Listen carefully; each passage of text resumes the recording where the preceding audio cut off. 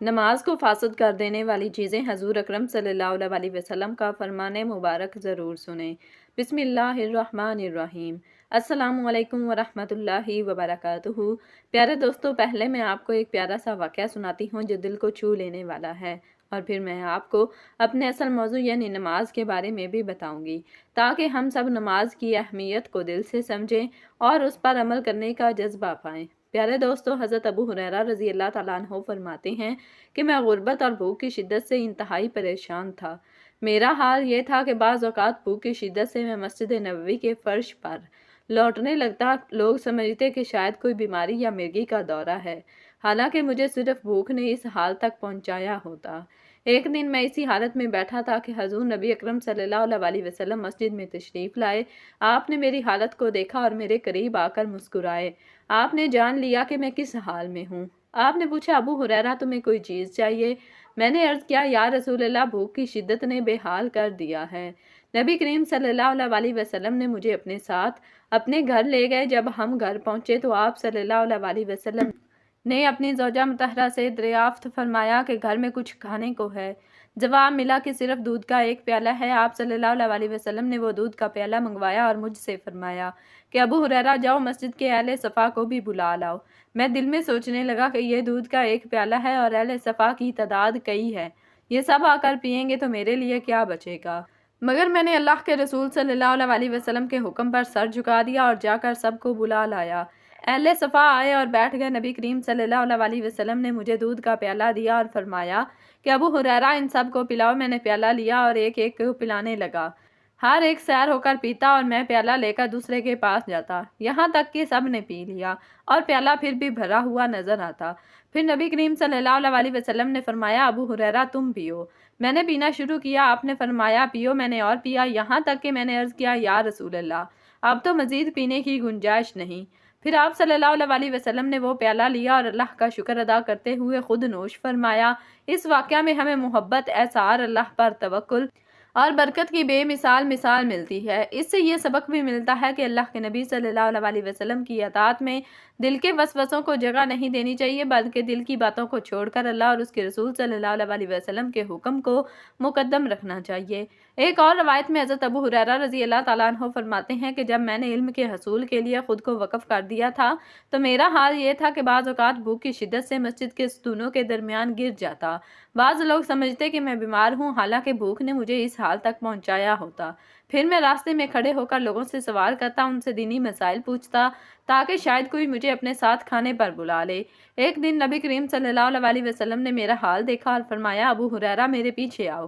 میں آپ کے ساتھ چل پڑا۔ آپ گھر کے اندر داخل ہوئے تو دیکھا کہ ایک برتن میں کھجوریں ہیں۔ آپ صلی اللہ علیہ وسلم نے فرمایا، ابو ہریرہ یہ کھجوریں لے لو اور جب تک ختم نہ ہو جائیں کھاتے رہو۔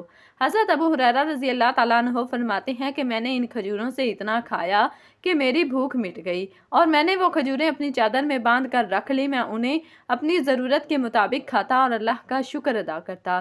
اس واقعہ سے معلوم ہوتا ہے کہ اللہ کے نبی صلی اللہ علیہ وسلم اپنے صحابہ کی ضروریات کا کس درجہ خیال رکھتے تھے اور ان کی تکالیف پر کس قدر مہربان تھے۔ ایسے واقعات ہمیں نہ صرف سیرت طیبہ صلی اللہ علیہ وسلم کی شفقت، محبت اور بے لوثی کا سبق دیتے ہیں، بلکہ ہمیں بھی دعوت دیتے ہیں کہ ہم بھی دوسروں کی حاجتوں کو اپنی حاجتوں پر مقدم رکھیں، بھوکے کو کھلائیں، محتاج کا سہارا بنیں اور اللہ پر کامل بھروسہ رکھیں۔ آج کے دور میں جب انسانیت مادہ پرستی کے دور میں تھک کر چور ہو چکی ہے، اور ایسے میں ان واقعات کی روشنی ہمیں اخلاص، محبت، بھائی چارے اور قربانی کے جذبے کی طرف بلاتی ہے۔ ہمیں چاہیے کہ ہم حضور نبی کریم صلی اللہ علیہ وسلم کے ان پاکیزہ اسوہ کو اپنائیں، اپنے اندر ہمدردی، اعصار اور قربانی کا جذبہ پیدا کریں، کمزوروں اور ضرورت مندوں کے ساتھ حسن سلوک کریں اور اللہ کی رضا کے لیے لوگوں کی مدد کریں، کیونکہ اللہ کی محبت اور قرب اللہ کے بندوں کے ساتھ حسن سلوک اور خیر خواہی میں ہے۔ حضرت ابو ہریرہ رضی اللہ تعالیٰ عنہ کا واقعہ ہمیں یہ بھی سکھاتا ہے کہ علم دین کی طلب میں تکلیفیں برداشت کرنا کوئی معمولی بات نہیں، بلکہ یہ اللہ کی خاص عنایت ہوتی ہے۔ آج اگر ہم دین کی طلب میں صبر اور قربانی کریں گے تو اللہ ہمیں دنیا اور آخرت کی بھلائیاں عطا فرمائے گا۔ اللہ تعالیٰ ہمیں بھی صحابہ کرام رضی اللہ تعالیٰ عنہم کی طرح اخلاص، محبت، قربانی، صبر اور قناعت کی دولت عطا فرمائے اور ہمیں سچے دل سے نبی کریم صلی اللہ علیہ وسلم کی سنتوں پر عمل کرنے والا بنائے۔ प्यारे दोस्तों, नमाज दीन इस्लाम का एक अजीम रुकन है। ये अल्लाह ताला की इबादत का सबसे बड़ा ज़रिया है। नमाज इंसान को अल्लाह के करीब करती है और उसकी ज़िंदगी में बरकत और सुकून लाती है। नमाज मोमिन की मिराज है और अल्लाह ताला का कुर्ब हासिल करने का बेहतरीन ज़रिया है। नमाज को खुशू व खज़ू के साथ अदा करना ज़रूरी है। अगर नमाज में कोताही की जाए या ऐसी चीज़ की जाए जो नमाज को ज़ाया कर दे तो इंसान बहुत बड़े खसारे में पड़ जाता है। कुछ चीज़ें ऐसी हैं जो नमाज को ज़ाया कर देती हैं या उसकी कबूलियत को ख़तरे में डाल देती हैं। सबसे पहली चीज़ जो नमाज को ज़ाया करती है वो दिल का गाफिल होना है। जब इंसान नमाज पढ़ रहा हो मगर उसका दिल दुनियावी कामों में मशगूल हो तो ऐसी नमाज महज एक जिस्मानी मुशक्क़त बन जाती है। नमाज में दिल की हाज़िरी ना हो तो नमाज अपनी रूह खो देती है। दूसरी चीज़ जो नमाज को ज़ाया करती है वो नमाज में जल्दबाजी करना है। नबी करीम सल्लल्लाहु अलैहि वसल्लम ने फरमाया कि जब नमाज में सुकून ना हो, इत्मीनान से रुकू और सजदा ना किया जाए तो ऐसी नमाज मुकम्मल नहीं होती। तीसरी चीज़ गलत लिबास पहन कर नमाज पढ़ना है। नमाज में सतर ढांपना फ़र्ज है। अगर इंसान नमाज के दौरान अपने जिस्म के ऐसे हिस्से खोले रखे जिन्हें छुपाना ज़रूरी है तो उसकी नमाज फासद हो सकती है। चौथी चीज़ नमाज में इधर उधर देखना है। नमाज अल्लाह ताला के हजूर खड़े होने का वक्त है। अगर इंसान नमाज में इधर उधर देखे या दुनियावी ख्यालात में गुम हो तो ये नमाज की कैफियत को ख़राब कर देता है। पांचवी चीज़ नमाज में बेअदबी करना है। नमाज में हंसना, खेलना या लापरवाही से खड़े होना नमाज को बर्बाद कर देता है। छठी चीज़ शैतानी वसवसे हैं। शैतान नमाजी को वसवसे डालता है ताकि वो अल्लाह की याद से गाफिल हो जाए। इसलिए ज़रूरी है कि नमाज में मुकम्मल तवज्जो अल्लाह की तरफ हो। सातवीं चीज़ ज़बान की बेअहतियाती है। अगर नमाज में अज़कार या क़िराअत में गलतियाँ की जाएँ और उन्हें दुरुस्त ना किया जाए तो नमाज मुतासिर हो सकती है। आठवीं चीज़ इरादे की कमज़ोरी है। नमाज में अल्लाह से मुलाकात का तसव्वुर हो मगर अगर दिल में सुस्ती और बोझ महसूस किया जाए तो ऐसी नमाज में इखलास की कमी होती है। नौवीं चीज़ दुनियावी ख़यालात में ग़रक़ होना है। जब इंसान कारोबार, मालो दौलत, घर बार या दुनियावी मसाइल को नमाज के दौरान सोचे तो उसकी नमाज की कैफियत ख़राब हो जाती है। 10वीं चीज़ नमाज को मौखर करना है। जो लोग नमाज को उसके मुकर्ररा वक्त से मौखर करके सुस्ती से पढ़ते हैं उनकी नमाज कबूलियत से महरूम हो सकती है। 11वीं चीज़ सुन्नतों और आदाब का लिहाज ना करना है। अगर इंसान नमाज में वो तरीका इख्तियार ना करे जो नबी सल्लल्लाहु अलैहि वसल्लम ने सिखाया है तो नमाज में नुक्स पैदा हो सकता है। 12वीं चीज़ फ़ख्र और दिखावे के लिए नमाज पढ़ना है। जो नमाज अल्लाह के लिए ना हो बल्कि लोगों को दिखाने के लिए हो वो कबूल नहीं होती बल्कि वबाल बन जाती है। 13वीं चीज़ बदन की हरकत है। नमाज में बिला ज़रूरत हरकत करना नमाज की खुशू को ख़त्म करता है। 14वीं चीज़ जल्दी जल्दी रुकू और सजदे करना है। नबी सल्लल्लाहु अलैहि वसल्लम ने ऐसे शख्स की नमाज को नाक़िस करार दिया जो मुकम्मल तरीके से रुकू और सजूद नहीं करता। 15वीं चीज़ नीयत में इखलास की कमी है। नमाज के आगाज़ में दिल में खालिस नीयत होनी चाहिए कि ये सिर्फ अल्लाह के लिए है। अगर नीयत में रियाकारी हो तो नमाज बर्बाद हो जाती है। 16वीं चीज़ गैर ज़रूरी गुफ्तगू करना है। नमाज के दौरान कोई दुनियावी बात करना या किसी को जवाब देना नमाज को तोड़ देता है। 17वीं चीज़ शरई आदाब का ना सीखना है। अगर कोई शख्स बगैर इल्म के नमाज में गलतियां करता है और उनकी इस्लाह की कोशिश नहीं करता तो ये नमाज के ज़िया का सबब बन सकता है। 18वीं चीज़ नमाज में भारी दिल के साथ आना है। जब इंसान नमाज को बोझ समझकर अदा करे तो वह खुशू व खजू से खाली हो जाती है। 19वीं चीज़ नापाकी की हालत में नमाज पढ़ना है। अगर इंसान बगैर वज़ू या गुस्ल के नमाज पढ़े तो उसकी नमाज बातिल है।